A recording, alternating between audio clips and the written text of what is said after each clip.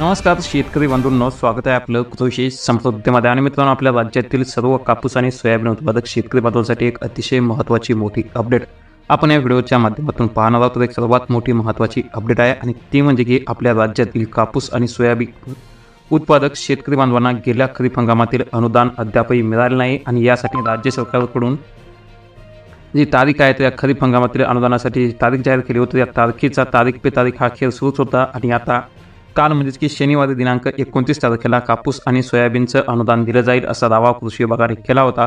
परंतु आता आजपासून म्हणजेच की आज सोमवार दिनांक 30 तारखेपासून कापूस आणि सोयाबीनचं अनुदान दिलं जाईल अशी ग्वाही राज्याचे कृषी मंत्री धनंजय मुंडे यांनी दिली आहे.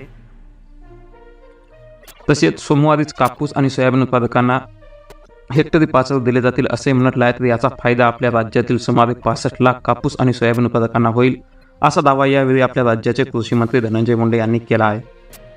तर मित्रांनो, आपल्या राज्य सरकारच्या कृषी विभागाकडून रविवारी 2020, 2021 आणि 2022 सालातील कृषी पुरस्कारांचं वाटप करण्यात आलं आहे. आणि कृषी क्षेत्रामध्ये उल्लेखनीय कार्य करणाऱ्या शेतकरी आणि अधिकाऱ्यांचा सत्कार व पुरस्कार देऊन CP राधाकृष्ण यांच्या शुभ हस्ते सत्कार हा करण्यात आलेला आहे. आणि यावेळी मंचावर आपल्या राज्याचे मुख्यमंत्री एकनाथजी शिंदे, त्यासोबत उपमुख्यमंत्री देवेंद्र फडणवीस, तसेच उपमुख्यमंत्री अजित पवार, मंत्री दादाजी भुसे, मंत्री दीपक केसरकरांसह कृषी विभागाचे अधिकारी आणि शेतकरी उपस्थित होते. आणि यावेळी कृषी मंत्री धनंजय मुंडे यांनी कापूस आणि सोयाबीनच्या अनुदानावरून भाष्य केलं आहे. आणि यावेळी आपल्या राज्याचे कृषी मंत्री धनंजय मुंडे यांनी सांगितलं आहे की आपल्या राज्यामधील तब्बल 96 लाख कापूस आणि सोयाबीन उत्पादक शेतकऱ्यांपैकी 68 लाख शेतकऱ्यांनी आधार लिंक केलेले आहे. आणि या 68 लाख शेतकऱ्यांनाच अनुदान मंजूर केले जाईल. प्रति हेक्टरी 5,000 हे 2 हेक्टरच्या मर्यादेमध्ये म्हणजेच की जास्तीत जास्त 10,000 रुपयापर्यंत हे अनुदान मंजूर करण्यात आलं आहे.